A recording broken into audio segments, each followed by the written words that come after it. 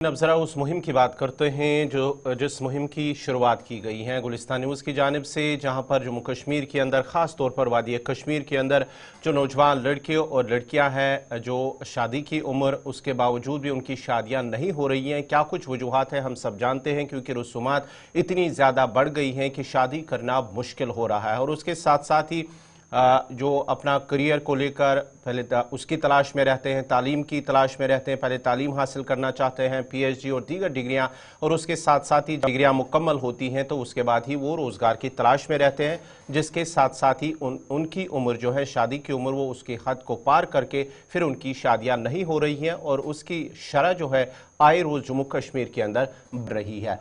हमारे साथ उलमा भी जुड़ रहे हैं, कुछ प्रोफेसर, उस्ताद और दीगर जितने भी जिम्मेदार सोसाइटी के हैं वो भी अपनी राय इस प्रोग्राम में रखते हैं, ताकि हम सब उस पर काबू पाने के लिए अपना जो रोल होगा वो निभाए। लेकिन आज की इस प्रोग्राम में हमारे साथ जो मेहमान हैं doctor Anisa Khan, associate professor IUST यानी कि Islamic university of science and technology Awantipora. बहुत बहुत शुक्रिया डॉक्टर अनीसा खान इस प्रोग्राम में जुड़ने के लिए। हम सब जानते हैं कि जिस तरह से नौजवान लड़के लड़कियां हैं उनकी उम्र तो जाती हैं, पहले एक तो वो तालीम के साथ जुड़े रहते हैं अपनी डिग्रियों को लेकर, जब डिग्रियां कंप्लीट होती हैं फिर रोज़गार की तलाश में रहते हैं और रोज़गार की तलाश में चलते चलते जब रोज़गार नहीं मिलता है तो फिर वो शादी की उम्र भी उसी तलाश में उनकी निकल जाती है और उसके बाद ही उनकी शादियाँ भी नहीं होती है, जिसके साथ साथ ही वो जिस्मानी से लेकर जहनी तनाव के भी शिकार होते हैं। ऐसे में क्या जो रसूमात इस वक्त जम्मू कश्मीर के अंदर बढ़ रही हैं, क्या ये एक अहम वजह है या उसके साथ साथ ही क्या कुछ दीगर वजूहात है, और इस पर काबू पाने के लिए हम सबको क्या कुछ जिम्मेदारी और क्या कुछ रोल निभाना होगा? जी शुक्रिया मुझे गुलिस्तान न्यूज़ में बुलाने के लिए। और मैं सबसे पहले आपको मुबारकबाद देना चाहूँगी कि आपने एक बहुत ही अहम मौजू पे ये जो एक मुहिम छेड़ी है, इसकी बहुत काफ़ी टाइम से बहुत ज़रूरत थी इसकी हमारे समाज में। तो जब हम लेट मैरिजेस की बात करते हैं तो हमें समझना पड़ेगा कि सबसे पहले हमें ये समझना पड़ेगा कि लेट मैरिजेस की वजह से क्या क्या ऐसे इम्प्लीकेशंस है, क्या ऐसे असरात है जो हमारे सोसाइटी पे पड़ते हैं, मुज़िर असरात जो हमें बहुत सारी मुश्किलात से दो चार कराते हैं। देखिए, ये तो हम सब जानते हैं कि नौजवान और उन माँ बाप जहनी परेशानी का शिकार हो जाते हैं, सोसाइटी का प्रेशर होता है कि बच्चे शादी उम्र को पार कर चुके हैं और उनकी शादियां नहीं हो रही है, वो तो हम सब जानते हैं। लेकिन हमें ये भी समझना पड़ेगा कि लेट मैरिजेस के बहुत और भी असरात हैं। इसका असर हमारे कौमी सतह पे भी पड़ता है, हमारी इकोनॉमी पे पड़ता है, हमारी पूरे डेवलपमेंट प्रोसेस पे पड़ता है जी। आपको ये हम सब जानते हैं कि जब लेट मैरिजेस होती हैं तो अक्सर क्या होता है कि उसके बाद बच्चा होना मुश्किल होता है या बहुत सारी कॉम्प्लिकेशंस आती हैं। इसी वजह से क्या हो जाता है कि फर्टिलिटी रेशियो जो हमारा है और चाइल्ड बर्थ जो हमारी है वो डिक्लाइन होती जाती है। और उसके असरात ये होते हैं कि एक टाइम आता है कि पूरे एक समाज में जो है बच्चों की जो तादाद है वो कम होने लगती है और सोसाइटी में जो प्रोपोर्शनेटली बूढ़ों की तादाद जो अबव 60 एज है ईयर्स के एज है उनकी तादाद बढ़ जाती है। इसको हम कहते हैं एजिंग पॉपुलेशन। और आजकल दुनिया के बहुत सारे ऐसे ममालिक हैं, बहुत सारे ऐसे डेवलप्ड और डेवलपिंग कंट्रीज है जहां ये बहुत बड़ा मसला बन चुका है। इवन यूनाइटेड नेशंस ने इसको एक बहुत बड़ा मसला करार दिया है कि जहां एजिंग पॉपुलेशन है, चाइल्ड बर्थ डिक्लाइन हो रही है और ओवरऑल कंट्री की इकोनॉमी पे असर है। तो अगर आप देखेंगे जापान जैसी बहुत ही जिसको हम कहेंगे बहुत ही तरक्की याफ्ता मुल्क है, उसमें ये बहुत बड़ा एक मसला है। ऐसे ही सिंगापुर जैसी कंट्री, हांगकांग, एशिया में भी बहुत सारी, साउथ कोरिया, यूरोप में बहुत सारी कंट्रीज हैं जो इसके साथ डील कर रही हैं, लड़ रही हैं, फिनलैंड वगैरह, जर्मनी, ग्रीस, इन सब के जो है ये मसला बना हुआ है। और रीजन ये है कि जब हमारे यहाँ चाइल्ड बर्थ कम हो जाती हैं तो हमारी एक पॉपुलेशन जो एजिंग पॉपुलेशन है वो बढ़ जाती है। तो न सिर्फ इसके मंशियाती असर है, न सिर्फ इसके सोशल असरात हैं, इसके प्रैक्टिकली भी हमारी इकोनॉमी पे, हमारी रोजमर्रा की जिंदगी पे बहुत सारे असरात होते हैं। तो मेरे ख्याल से क्योंकि ये कैंपेन आप बहुत टाइम से चला रहे हैं तो आई एम श्योर कि आपने इन सारे मौजूदों पे बात ठीक है। करी होगी। डॉक्टर साहब, तो बड़ा अगर इंपॉर्टेंट हम ये है आप ना कि डायरेक्ट अब जब हमने इसको ब्रॉडर कैनवस में देखा, आपने एक अच्छा पहलू देखा कि देखिए अभी ठीक है शादियां नहीं होंगी, ये लगता है छोटा इशू है, लेकिन जब आप इसे बड़े कैनवस पर देखते हैं तो ये बहुत बड़ा इशू है। हमारी आने वाले फ्यूचर को लेकर एक बड़ा सवाल पैदा होता है, और आज भी जब हम इनफर्टिलिटी रेट और दीगर चीज़ें देखते हैं तो हम बहुत पीछे चले गए हैं।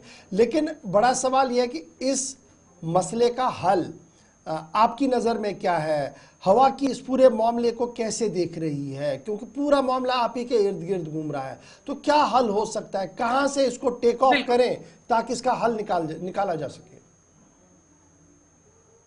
जैसे आपने कहा कि टेक ऑफ करने के लिए और इसका हल निकालने के लिए हमें इसकी सबसे पहले वजह जो है वो जरूरी है समझनी। तो आपने ऑलरेडी वो अपने इब्तिदाई जो तासुरात दिए उसमें कहा कि बेसिकली एक बहुत बड़ा मसला हो गया है, शादियां मुश्किल हो गई, marriages have become very very difficult. जब शादियां मुश्किल हो जाती है ना, तो ये एक बहुत बड़ा, और वो क्यों मुश्किल हो रही हैं उसके बहुत सारे वजूहात हैं। एक तो हम सब जानते हैं, हमने शादी को एक ऐसा मसला बना दिया है कि जहां लाखों करोड़ों रुपए खर्च करके ही शादी अंजाम पा सकती है, और गरीब लोग जो है, जो इसको एफोर्ड नहीं कर सकते हैं, वो इसको डिले करते रहते हैं कि चलो जब पैसे आएंगे हम शादी करेंगे बच्चों। एक बहुत बड़ा ये रीजन है। लेकिन इसके साथ साथ और भी बहुत सारी वजह हैं जिसकी वजह से शादियों में ताखीर हो रही है और शादियां मुश्किल हो रही है। जैसे सबसे पहले मैं बताऊंगी, पेरेंट्स और बच्चे दोनों, यूथ दोनों आजकल बहुत चूजी हो गए हैं। जब शादी की बात आती है तो लाइफ पार्टनर परफेक्ट चाहिए, चाहे वो लड़का है चाहे वो लड़की है। लड़का है तो उसको परफेक्ट लाइफ पार्टनर चाहिए, वो लड़की पढ़ी लिखी हो, वो नौकरी। अब ये बहुत बड़ी मुसीबत आ गई है आजकल, सबसे पहले ये पूछते हैं लड़की नौकरी कर रही है कि नहीं कर रही है, और फिर वो किस खानदान से है, वो किस, उनका कास्ट क्या है, उसकी एजुकेशन क्या है, उसका फैमिली बैकग्राउंड, उसके चाचा ताया मामा क्या कर रहे हैं। इतना चूजी हो गए हैं। फिर जब लड़कियों की बात आती है, मैं कहना चाहूंगी एज ए फीमेल, ये हम लड़कियों को समझना पड़ेगा कि शादी में अगर हम चाहते हैं कि हमें what is important for us, तो हम लड़कियां भी जब चूज करती हैं तो बहुत चूजी हो जाती है। लड़का सेटल भी हो, फिर वो छोटा भी हो, फिर वो उसके पास अपनी गाड़ी हो, अपना घर हो, everything we are asking for। तो जितना ज्यादा हमारा समाज, हमारे पेरेंट्स, हमारे बच्चे जो दोनों जो है चूजी होते गए हैं, उसकी वजह से भी शादियों में मैच मिलना, अप्रोप्रिएट मैच मिलना बहुत मुश्किल हो गया है। और फिर जितना उम्र बढ़ती जाती है फिर और ज्यादा मुश्किल हो जाती है। एक और इशू में, एक और पहलू की तरफ मैं आपका ध्यान दिलाना चाहूंगी कि शादियां हमारे यहाँ हैं, बहुत सारे डिवोर्सेस हो रहे हैं। ये देखकर जो हमारी यंग पॉपुलेशन है वो डर रहे हैं, वो बहुत डर रहे हैं, और वो और ज्यादा चूजी हो रहे हैं, वो और ज्यादा एप्रीहेंसिव हो रहे हैं, और उनको लगता है कि शादियां टूट रही हैं। नहीं, मैं तो पहले ही इंश्योर करूंगी कि यहाँ पे इंश्योर करूंगा कि मेरी शादी जो है वो बनी रहे। तो बहुत सारे ऐसे रीजंस हैं जिनकी वजह से शादियां मुश्किल होती जा रही हैं, शादियों में बहुत मसले होते जा रहे हैं, और यंग पॉपुलेशन हमारी जो है, कहीं ना कहीं हमारी यंग पॉपुलेशन अब शादी के नाम से थोड़ा बहुत डरने भी लगी है, जो मैं देख पा रही हूँ अपने आसपास। कि मेरे पास जब यूनिवर्सिटी में स्कॉलर्स आते हैं, लड़कियां आती हैं, कभी कभी सवाल पूछती हैं, मैडम आपको क्या लगता है हमें शादी करनी चाहिए? डर है बच्चों में। ठीक है, तो बहुत सारे पहलू है, मैं नहीं कहूंगी सिर्फ यही दो पहलू है, बट बहुत। तो सबसे पहला स्टेप जो हमें इस मसले को हल करने के लिए लेना होगा वो ये होगा कि हम समझे कि वजूहात क्या है, कि किस वजह से शादियां नहीं हो रही हैं, टाइम पे मुश्किल हो रही है। So when we now think about कि स्ट्रेटजीज हमें क्या यूज करनी चाहिए। देखिए, मैं फिर से कहूंगी, मैं आपका बहुत शुक्र अदा करती हूँ और बहुत मुबारक आपको देती हूँ, ये कैंपेन आपने चलाया, क्योंकि मेरे हिसाब से यही है स्टार्टिंग पॉइंट इस प्रॉब्लम को हल करने की। ये जो कैंपेन आपने अभी स्टार्ट करा है, यही कैंपेन हमें बिगर कैनवस पे ले आना है।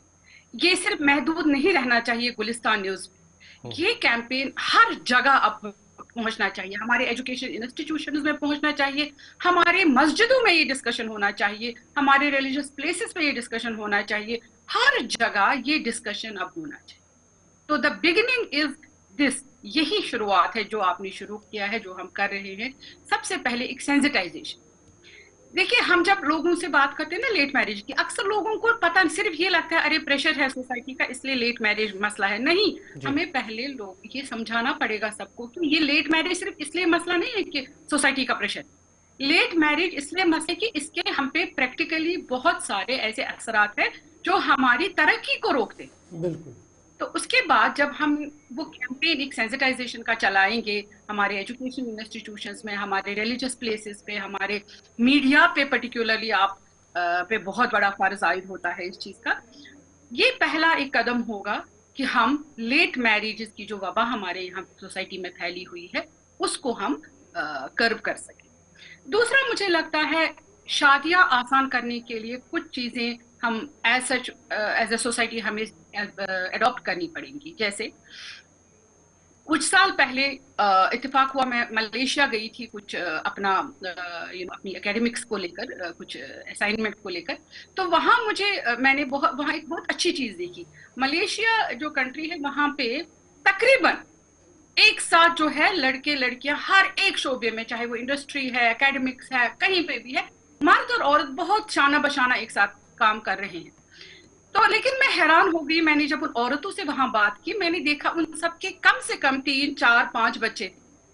तो मैंने कहा कि आप बहुत अच्छा काम कर रहे हैं इंडस्ट्री में, कंपनीज में, but at the same time आपकी बहुत अच्छी हेल्दी फैमिली है, 3-3, 4-4 बच्चे कम सबके हैं।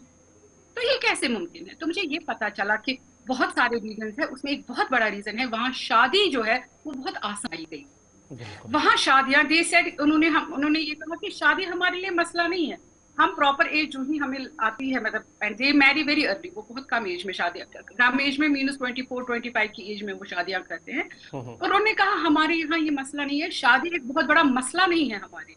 उसका रीजन एक ये भी है कि वहां मेहर को लेकर, वहां शादी के अखराजात को लेकर, खर्चों को, जो खर्चात होते हैं उनको लेकर मसले नहीं, वो बहुत सिंपल तरीके से शादी करते हैं।